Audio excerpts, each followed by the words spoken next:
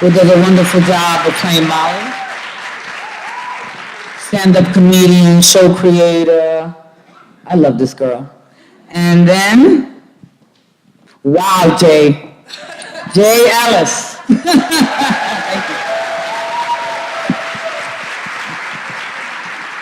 Thank you. I want to hear all the Team J now. Team Lawrence now. I want to hear Team Lawrence now. Okay. I'll let you guys get started. What's up, guys? What's up, Marcus, baby? How you doing? What do you think about the episode? So I asked Jay before it started. He said, "Oh, I'm gonna be in trouble tonight." So hello, guys. Hi, everyone. Lost How's her my voice. voice? That means she been working. Don't feel sorry for her. That means she was standing on the stage, telling a joke, living her best life. This is the life we prayed for. There you go.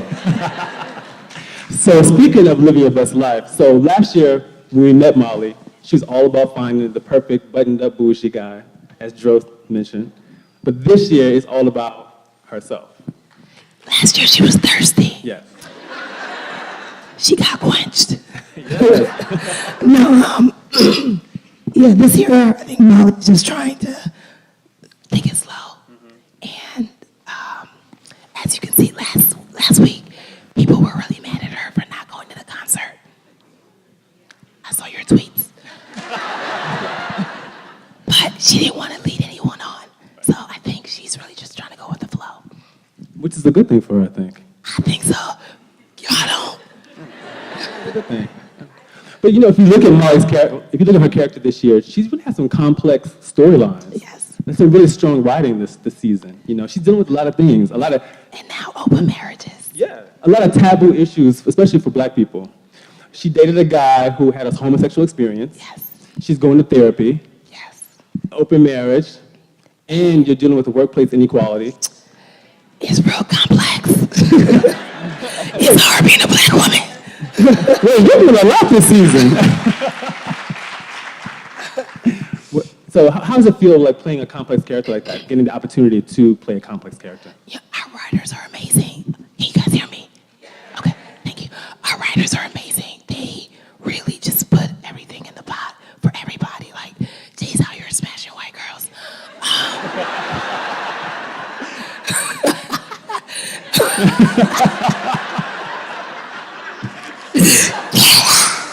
Get it. Yeah, no. I mean, we're dealing with what it's like to be a Black woman in a predominantly white space.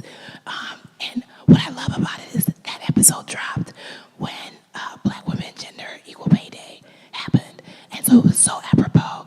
And I think a lot of people saw themselves in that situation.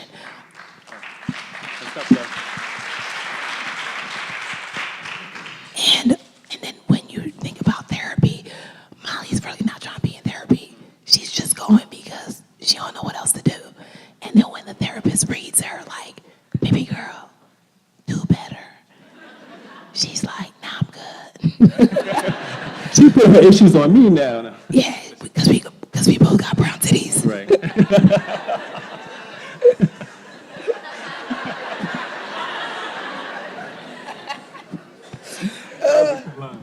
That was an excellent line. Excellent.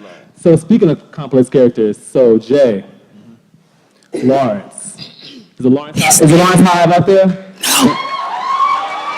No. Okay, he needs prayer, y'all. Listen, you better sit down. So this season, you're wearing a lot less clothes. My wardrobe budget was cut in half. Yeah, depleted almost. HBO was happy. Right. So was your stroke budget.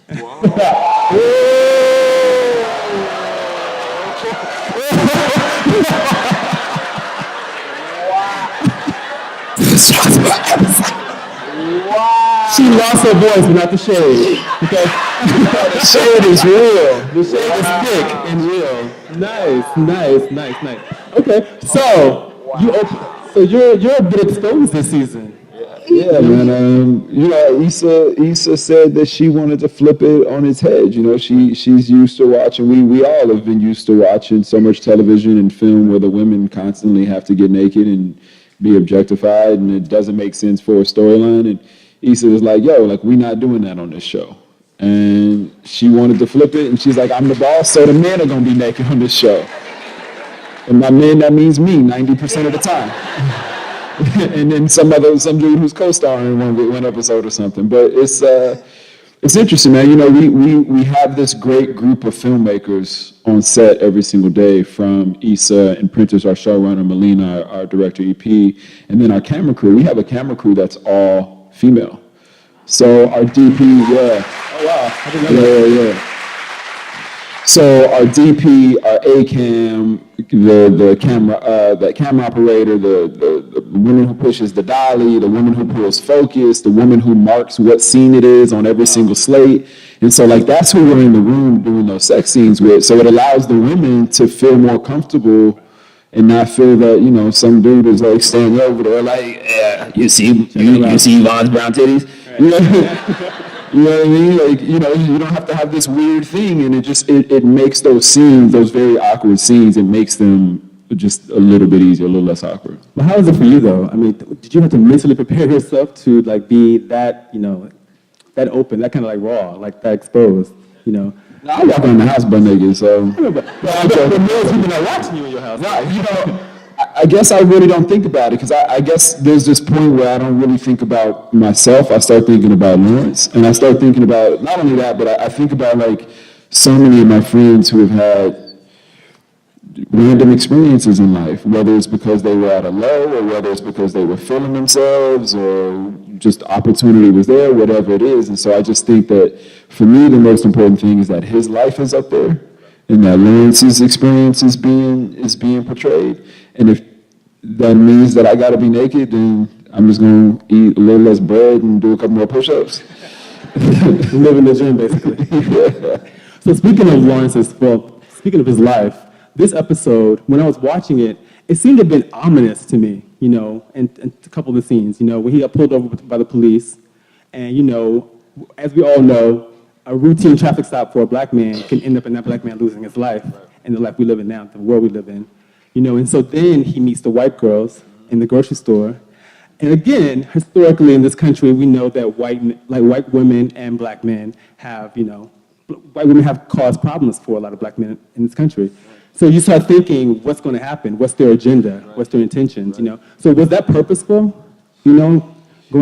I mean, I think those two things are a bit different. I think that was a real experience that I think the writers wanted to see how it plays out, because you're right, a routine traffic stop for a black person in this country is not the same as it is for anyone who is not of our skin color. So I think there was, they wanted to see how that dynamic played out and not necessarily have it go the bad way, but still see that for a dude who people have come to relate to and come to like and come to think, oh, he's cool, I can work with him, and I feel sorry for Lawrence, I cheer for Lawrence, whatever it is. You have a moment where, like, you see what Lawrence as a black male has to go through when he gets pulled over. And so there was this moment, I think, that the writers are trying to show you that, like, this same dude that you work with or go have beers with, or is your friend or your boyfriend or whatever it is, like, this is something that he goes through on the daily, and many black men and black women as well go through this. And then I think the sex thing, I think, was really interesting. This story came from the writer's room, and our showrunner, a friend of his, had gotten picked up by a white chick and a Latina chick who were roommates. And this is what they did. They went out and they found black dudes to have sex with. And so that story then made it to the script. And so there was this really interesting thing where it seems like Lawrence is like, oh, I'm about to win, I'm about to get this, da da da da. And then all of a sudden it flips his head and, like, he's actually being used. And embarrassingly so. Oh, man, I'm tired of having bad sex on this show, bro. And they're also being fetishized. I mean, about black men and their their penis size and everything. That being coming into play. So. Yeah, she wasn't lying about that. But yeah. No, I said he wasn't lying about that. About that part of the.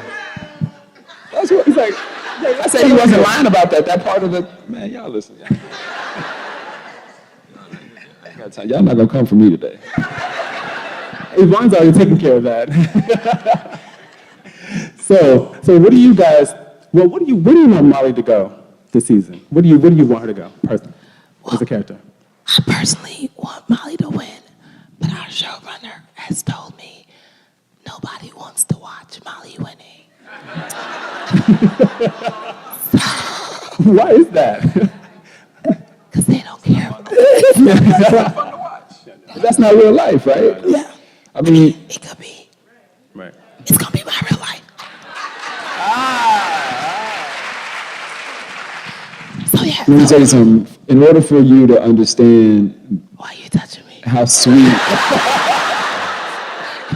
In order for you to understand how sweet all those wins are and how amazing they are, you got to know lows.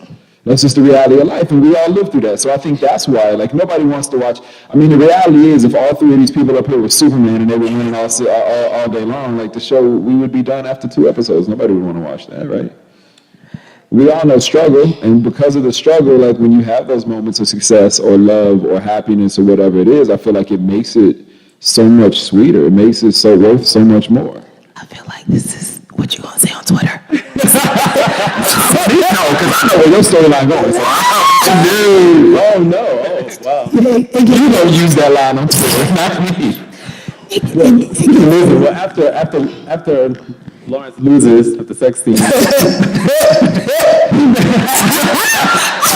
he makes his way back to the dudes. But Issa makes her way back to Daniel. You know. Shots fired. No shots fired. Shots fired. Shots fired. How you feel? Do you want me? How you feel? You can tell she's trying to deflect from Molly right now. Oh, I don't recognize Molly. Y'all saw Molly get up in Joe's crotch like, hi.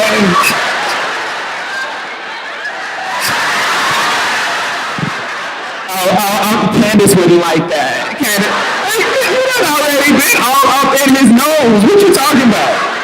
Oh, home wrecking ass. And then went to say bye. She could have just left. But then went to the bar to get his attention to say bye. This is true. Ladies, it's true. Watch your man around Molly. Yvonne Orji's cool. Molly, I'm just saying. Not so much. They were playing slow motion. You never living on Juvenile. What was I supposed to do? Ladies, when slow motion comes on in a club, grab your man. Apparently that's the message. Well, I'm sure you guys in the audience have some questions for these actors here. You want to open it up?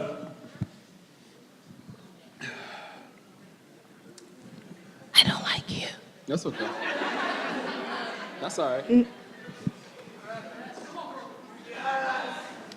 Hey there. How you I doing? just have a question for both of you. Can you talk a little bit about how men and women have received your characters?